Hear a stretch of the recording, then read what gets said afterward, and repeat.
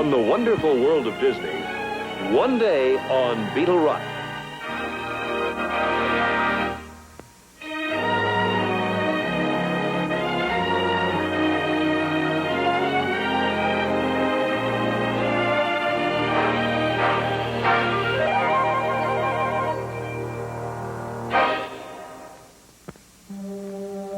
In the mysterious moment of half-light before the dawn, a full moon cast a ghostly glow over the range.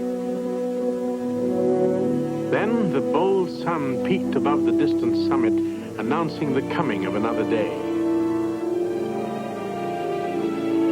Slowly the curtain of night withdrew. And at last, the ancient meeting ground emerged from the shadows. Almost bone white in the clear morning light, it stood out like a giant rib of the mountains, a skeletal part of the Sierra Nevada. This was the place known as Beetle Rock, the scene of our story, and the stage on which nature's drama would be enacted.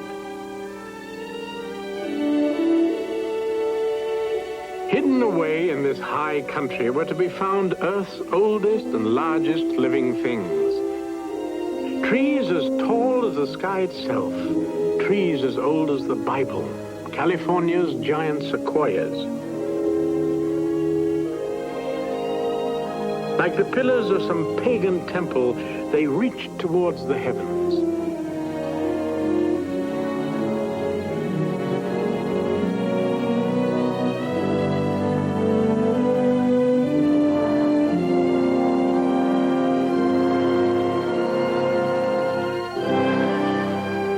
These noble redwoods were survivors of a bygone age, and to these patriarchs a century was but a passing phase, a year a passing moment, and a single day but a tick of time's clock.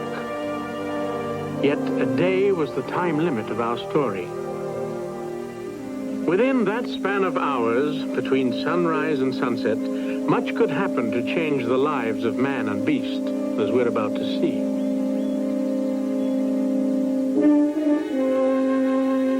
First to appear on the rock was a solitary buck, testing the morning air.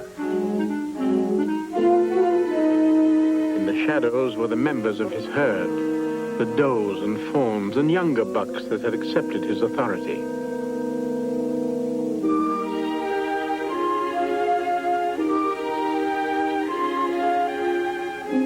At this season, the younger bucks grew restless and began to sharpen their antlers. The herd buck knew that someday one among them would challenge his leadership. Well, let them when they would. The young bucks could take the time to sharpen their weapons as they wished. The more frivolous among them could indulge in mock battles as they chose. Practice for something more serious later.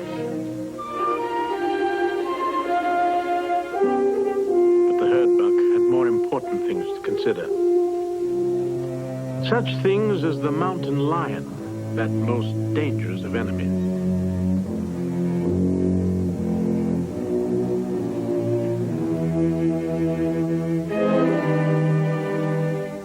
For the last 3 years, there'd been no prowling cougar on Beetle Rock. The great cat had hunted elsewhere, and life for the deer had been relatively calm. But now the mountain lion was back, and the lives of all the deer tribe were in jeopardy.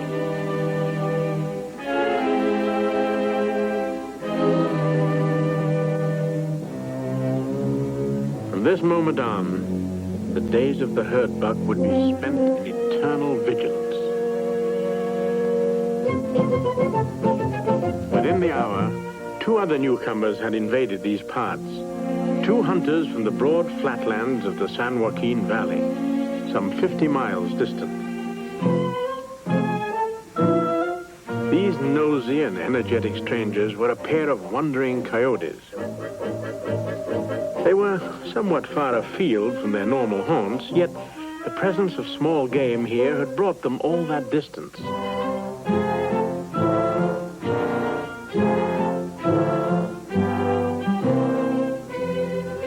houses told them there was prey around, tracks and trails led everywhere, and they went to work with a kind of frenzied enthusiasm.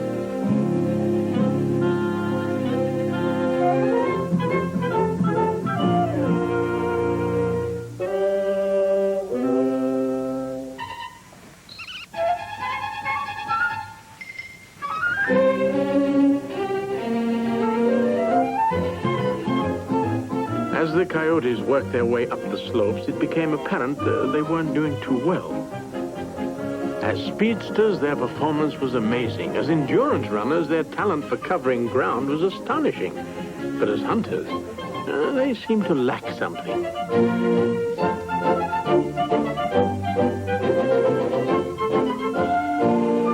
When they reached Beetle Rock itself, their chances grew even slimmer. For among all these cracks and crannies, only stealth would work. Never the bold frontal attack.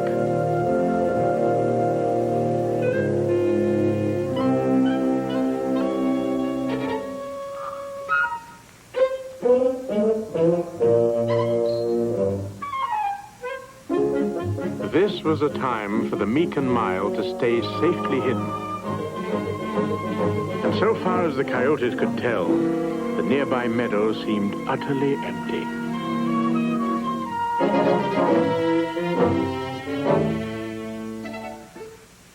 Beetle Rock, it so happened, lay within the boundaries of a national park, and its denizens long since had learned to accept the presence of people in their midst.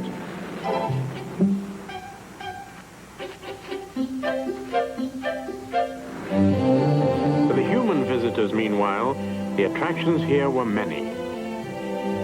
Massive rocks that became a gateway to adventure, scenic vistas, bracing air, and of course, the great trees, the major source of wonder in Sequoia National Park.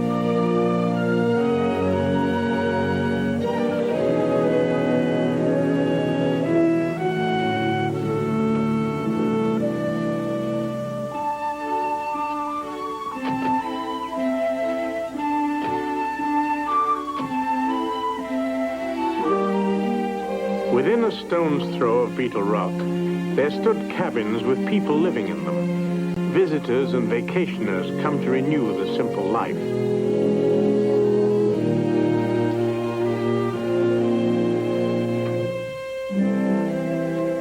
Like most of us, however, these had rather forgotten how to look at nature, and so they were not aware that Beetle Rock lay practically at their doorstep, and they had not eyes to see the drama occurring there.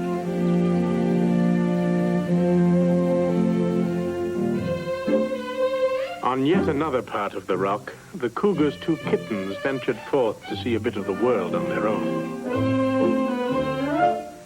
As mountain climbers, they weren't exactly at their best. Perhaps it was their age, for they were at that clumsy stage where they were all feet and legs and nothing was quite coordinated.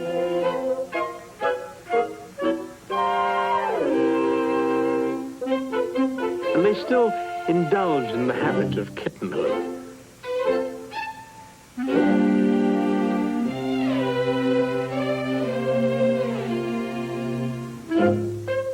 Their best entertainment came from the games they invented to play together, wrestling and catch-as-catch-can. They never seemed to tire of this.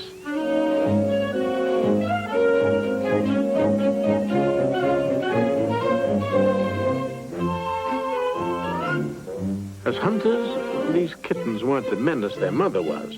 Not yet, anyway. And it was curiosity that took them abroad more than hunger. The marmot, however, was not about to trust himself to their company.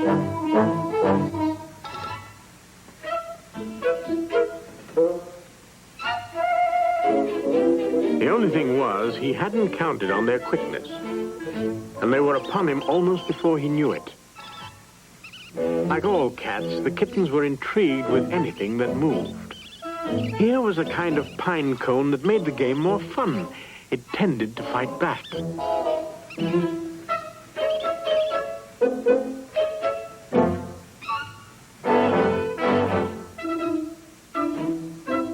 The marmot argument, of course, was merely protecting himself as best he could. And with 2 against 1, the odds weren't exactly in his favor. Still, the tiniest of nature's creatures will put up a desperate battle to live, and the little fellow was holding his own rather well.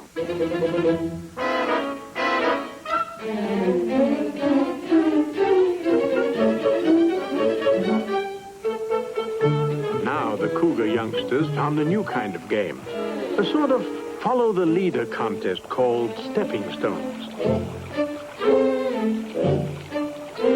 And it was succeeded by one called Walk the Plank.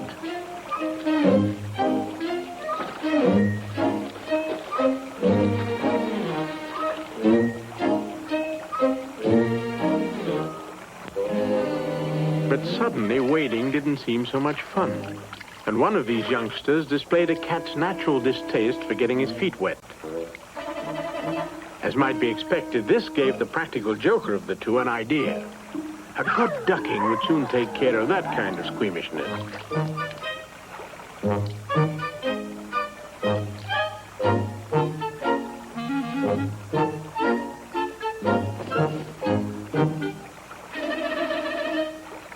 It was the bold one who was always the leader in mischief.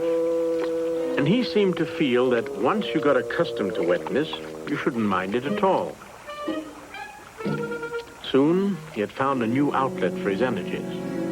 A whole new game, with a whole new set of rules opened up right under his nose.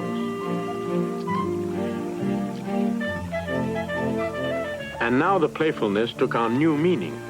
It was teaching him to be a hunter.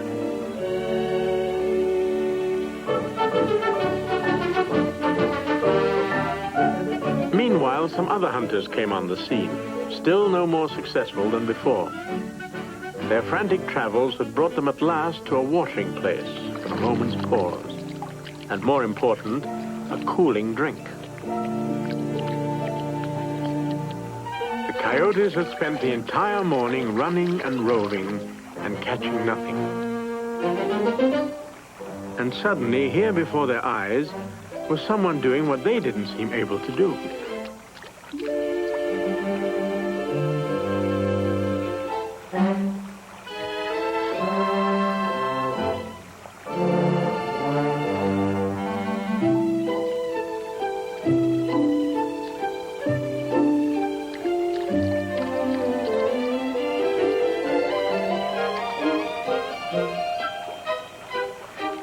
So that's how you did it.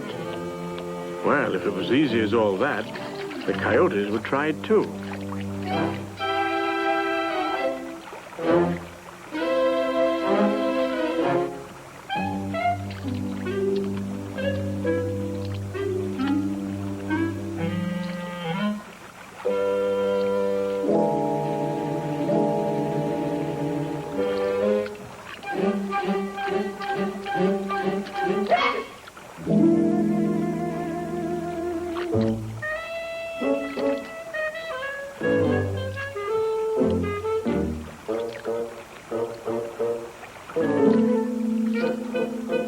Try as he might, the poor coyote couldn't seem to get the hang of it.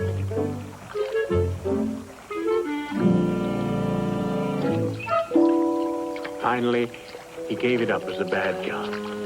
Obviously, fishing just wasn't his forte.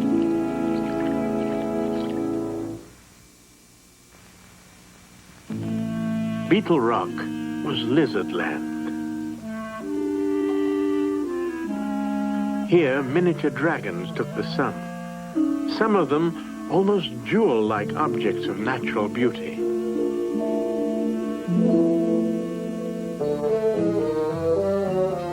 But in nature's realm, beauty came in somber tones, too.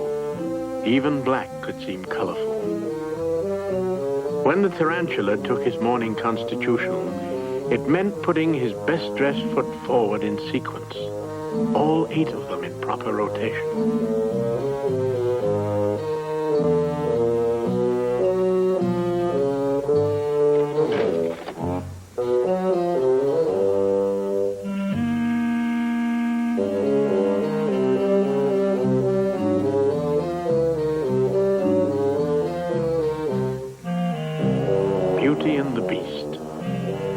was which was which.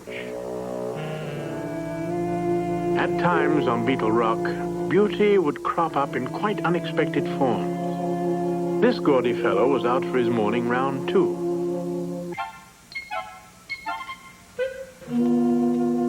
The mountain king snake was so brilliantly colored as to seem at a disadvantage in the age-old game of pursuit and capture. What sharp eye could miss this traveling rainbow? It would take a bit of negligence not to notice him.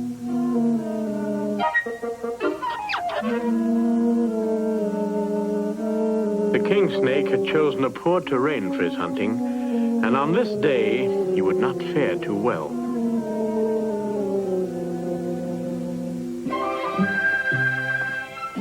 Along toward noon of that day, the human visitors decided on lunch out of doors. To these cooped-up city dwellers, the chance to rough it and taste the scent of pines and fresh air was too good to pass up. And so an elaborate picnic was arranged. It had everything from pickles to popsicles. Picnicking of whatever sort is part of the fun of a national park, and now the tiny chipmunk was having one of his own.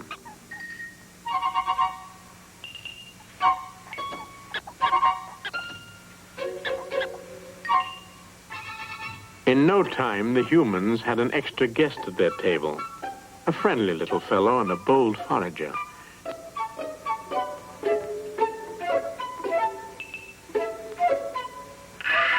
Suddenly, a great commotion began overhead. A noisy raven seemed to be saying he should be in on the picnic too. But soon, he had worn out his welcome. And so it was decided he must be silenced.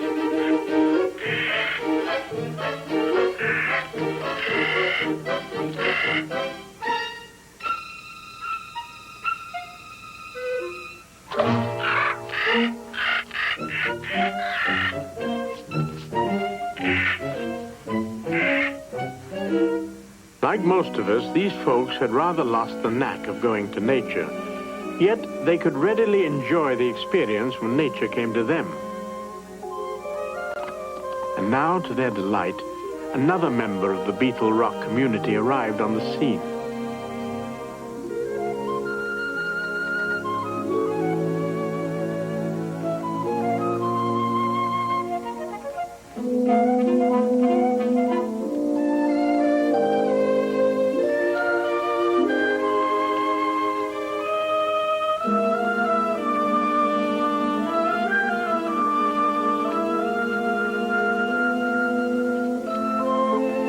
The innocence of the young in nature accepts the presence of humans sometimes in a way that the adult animal might not. The herd buck, for his part, watched all this with certain misgivings.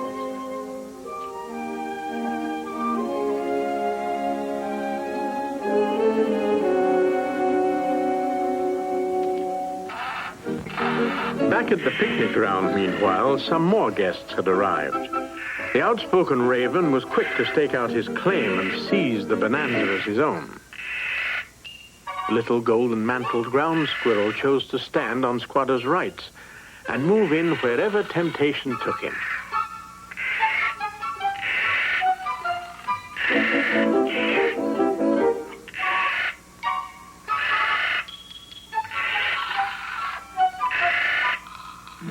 The dapper gray squirrel ignored the argument as beneath his dignity.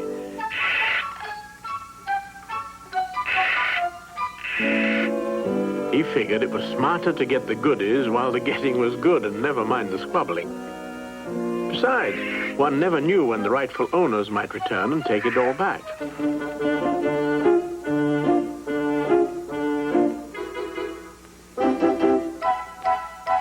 Sure enough, here they came. At this point, the father took charge. He seemed to feel that this was getting a little too close to nature. After lunch, the two boys set out on a journey dear to the heart of all would-be cowboys, a ride on a real horse.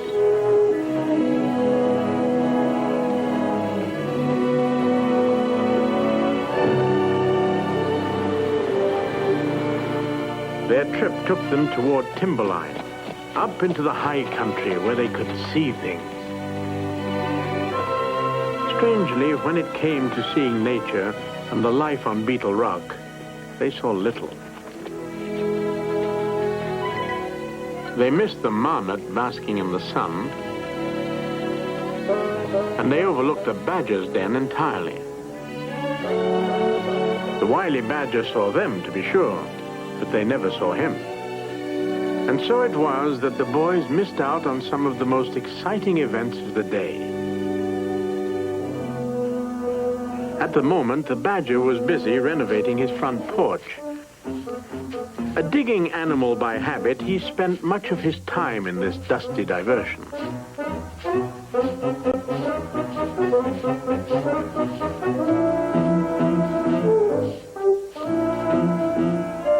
When the hungry coyotes came on the situation, they made some quick calculations that were to prove embarrassing. Thinking the badger to be preoccupied with his chores, they felt they could take him off guard.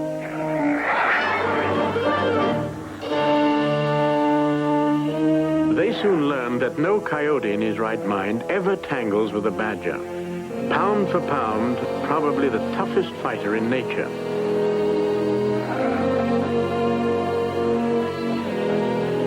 This was the way of Beetle Rock. The laws of survival were the laws of fang and claw and sharp talon.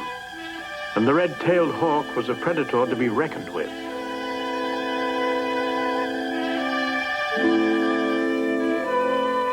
There was little that went on in these parts that missed his piercing eye.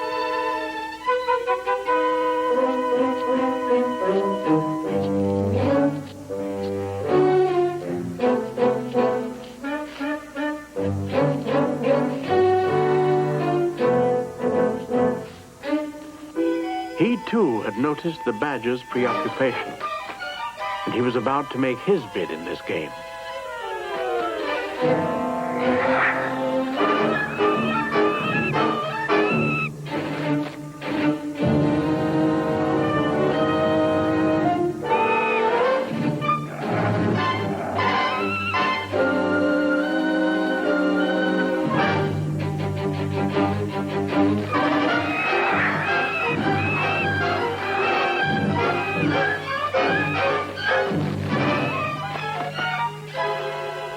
Enough of that. In the end, the hawk decided to pick on someone more nearly his own size. In this case, the hapless king snake.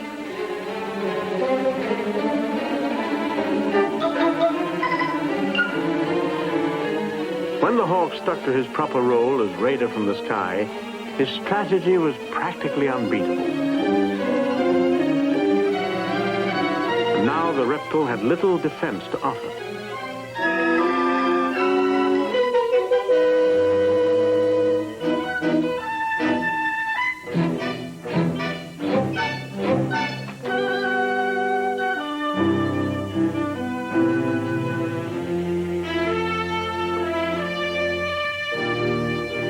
Thus it was that on any given day on Beetle Rock, there were the lucky and the unlucky.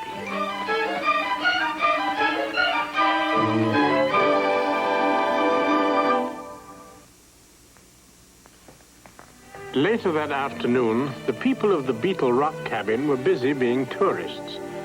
And in Sequoia National Park, every true tourist must be able to return home and say he saw General Sherman. And if possible, pose for a picture to prove it.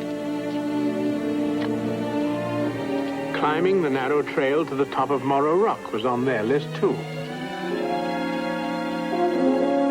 From here, they could get an impressive panoramic view of the distant Sierra Nevadas. Here was grandeur on a vast scale. Like most tourists, these saw only the scenery, and generally overlooked the tiny creatures whose stories were unfolding all around them. One of these was this little fellow with the oversized tail. He was the pack rat, an inquisitive rodent given to the curious habit of trading in useless objects. Often these objects belonged to humans, and an unguarded cabin seemed to become an irresistible lure for him and his kind. Still, he was not one to profit without honor, and he always tried to give value for value received, generally something equally useless. That way, everybody came out even. Once inside the cabin, his roving eye sized up the possibilities. Here was a whole treasure chest of stealables.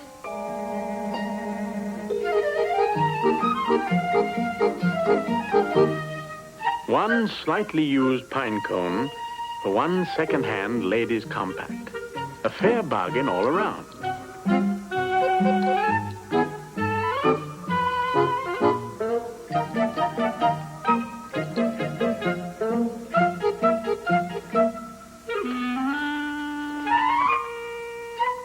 Once in possession, the pack rat hurried home to his storehouse of stolen goods.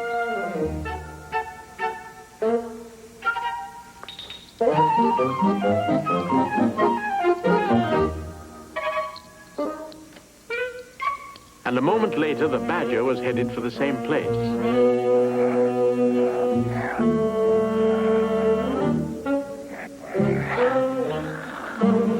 The situation was tense, but the pack rat kept his powder dry. And for this once, crime did pay.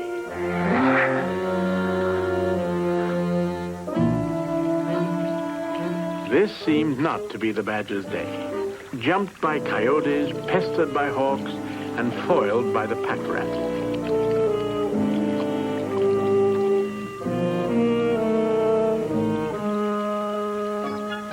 Even when prey was offered on a platter, as it were, he couldn't bring himself to trust his luck.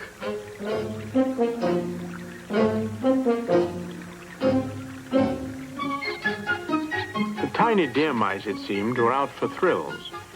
They had chosen an odd mode of travel, it's true, but one that would carry them far. These little fellows were rather pushing their luck, and there was no telling where the day's events would take them.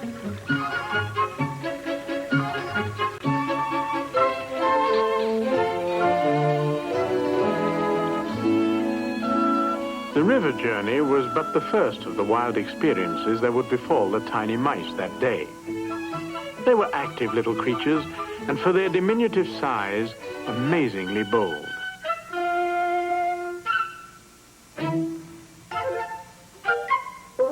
Now the venturesome pair had found new territory to explore, and new perils to risk. Oops.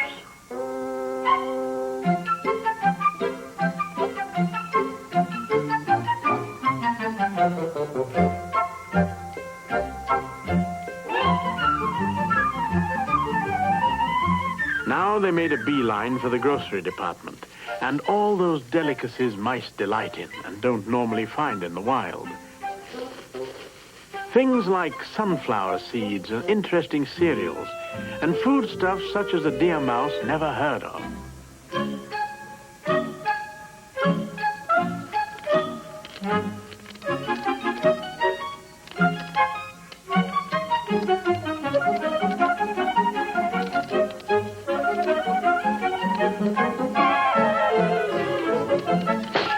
Bullseye. Who, me? Well, what do you know?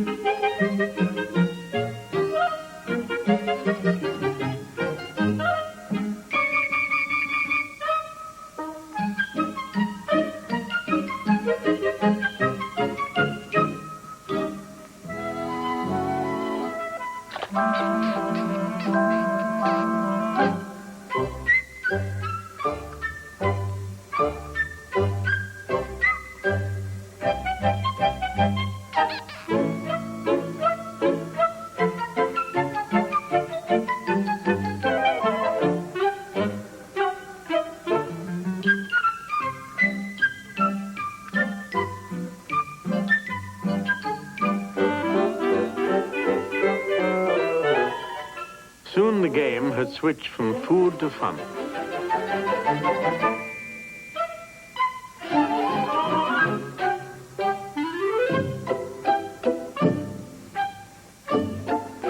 There were so many intriguing things to investigate and objects to climb over, and so many interesting places in which to hide.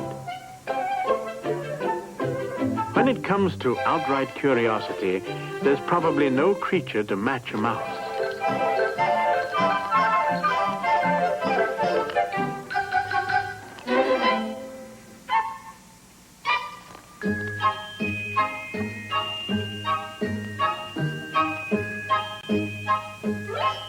The small boys in this household had obviously built this wheel for a captive chipmunk or a squirrel. Little did they know how adept two mice could be at this same form of exercise.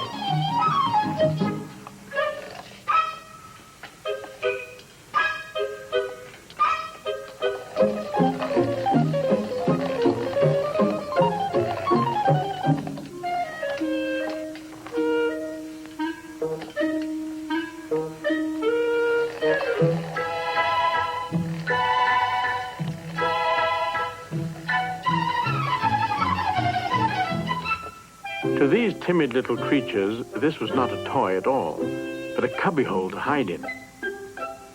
A mouse is naturally secretive and actually gets nervous if he's out in the open too long.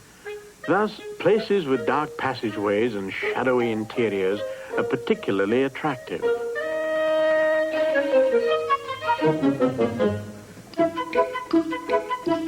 And so the time flew. Timid one moment, bold the next, each trying to outdo the other in feats of mouse-like skill and daring.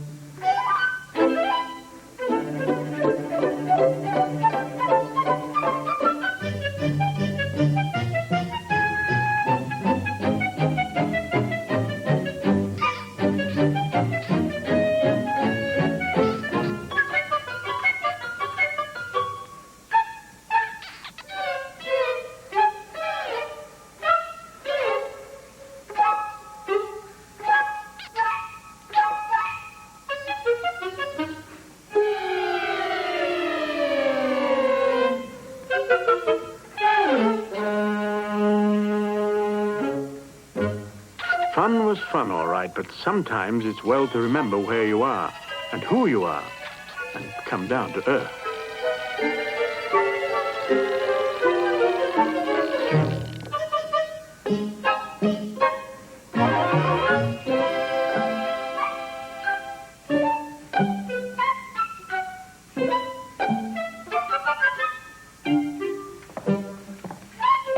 Suddenly they heard a sound. The heavy tread of footsteps outside. Somebody was coming.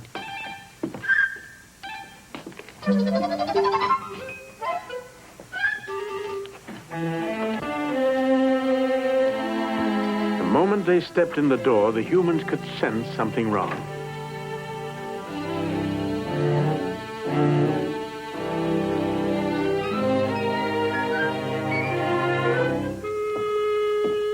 Father began to get a clue to the mystery when he found the mousetrap out of position and neatly sprung. Then he noticed the telltale tracks all over the desk. Somebody or something had been in the ink bottle, and somebody signed Mother's letter to Aunt Ethel with their feet. Dear Ethel, words fail me in describing the wonders of this place. And it might have been added, the interesting tracks of the little animals.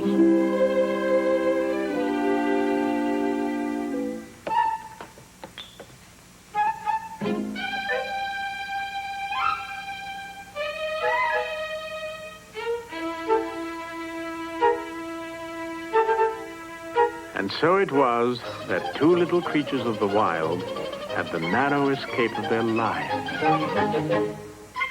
Once back in their own domain, it was high time for the mice to be more careful. For now, they were up against enemies a lot more clever than mere fumbling humans. One of these was the weasel, the bane of every mouse's existence. The weasel was a hunter-killer, more dangerous for his size even than the mountain lion. And the very strain of keeping an eye on him was enough to put any rodent off balance.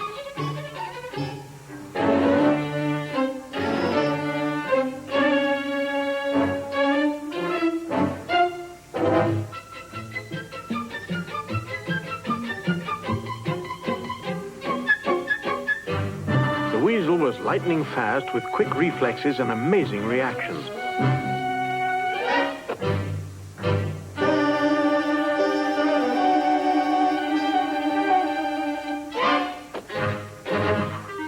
The wise mouse, therefore, did well to keep out of his reach, which at times was considerable. Unlike most predators, the weasel never left off his hunting, but killed even when he was not hungry, merely for the sport of it. He didn't know what fear was. He would take on anything, anything that moved.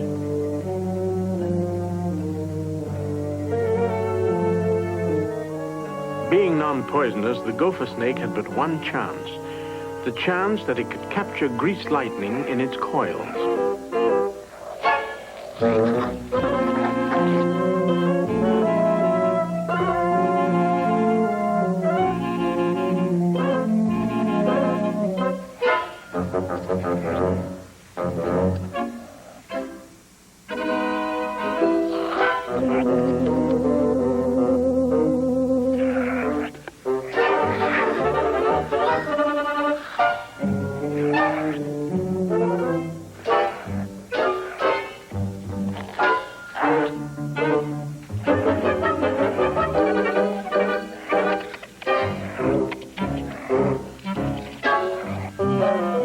Finally, the weasel made his move for the head. And almost simultaneously, the reptile made its counter move, the stranglehold. Now the weasel was in trouble.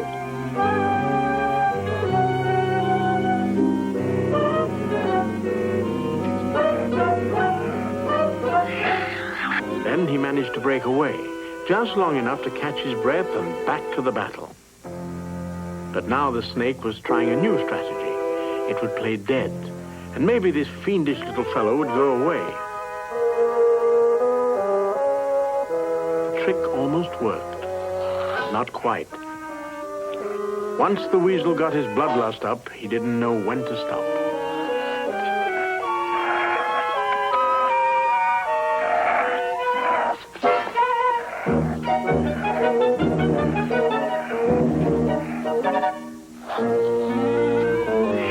At last, the snake chose retreat. But this wasn't what the weasel wanted at all. The infuriated little animal tried its best to hold the reptile to its responsibilities. What kind of an opponent was this who would run from a fair fight?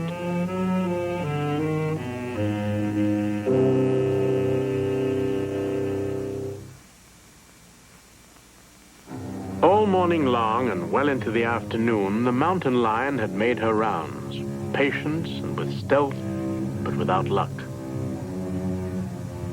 On padded feet, she slipped across the bare stretches of granite, making no sound, yet seeing no potential prey. This was the way on Beetle Rock. Often as not, it was the predator who knew disappointment, who at day's end went hungry.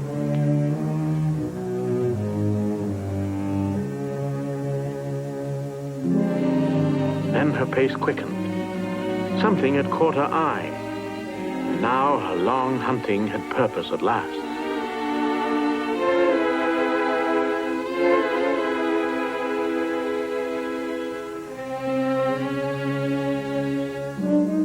That something was the herd buck.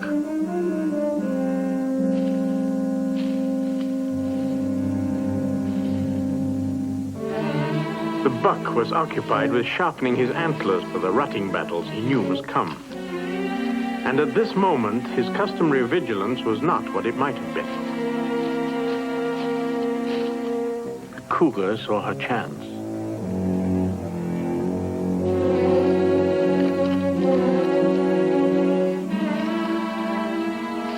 The herd buck, however, was not to be taken by surprise after all.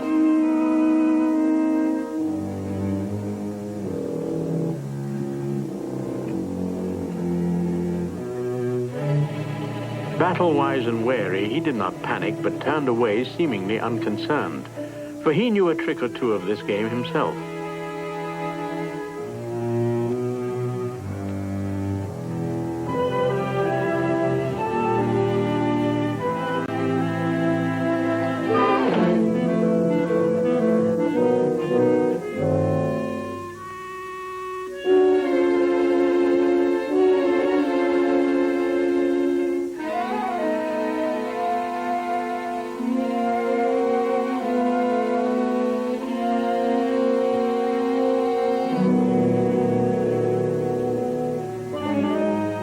Quite on purpose, the buck picked out a cul-de-sac in the rocks and put good granite at his back.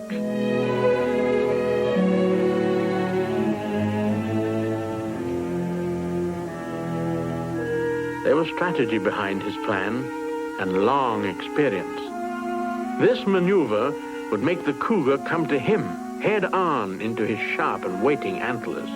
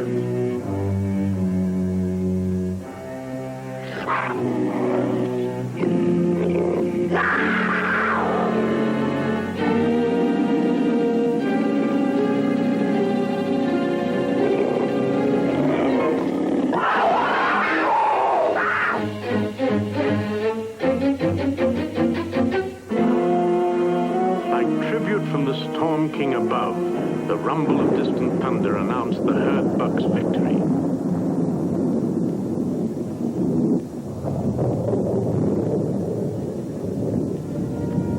Now the animals of these woods and meadows knew that a time of truce had come. All hunting must cease and all killing. The thunder said so, for this was the voice of the storm that came nearly every afternoon to this high country.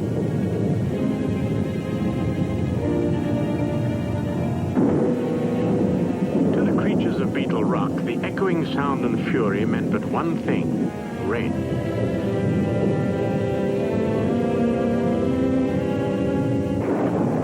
The coming of the rain meant that all game trails were wiped out and all tracks erased. And all preying on each other must come to a moment of pause while nature cleansed her mountain.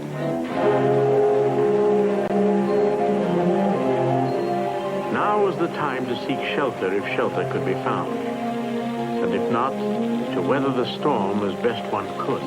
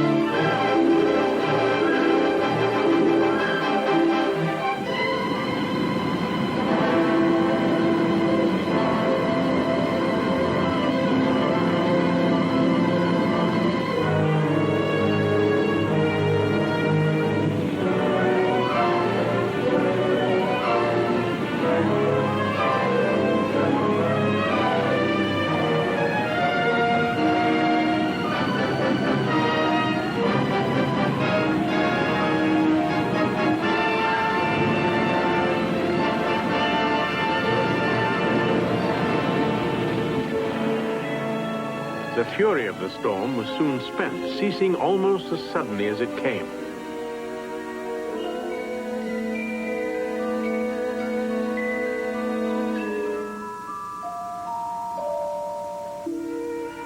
As the afternoon wore on, the herd buck again took charge of his clan and led them towards the night's bedding ground. His was the vigil that knew no end.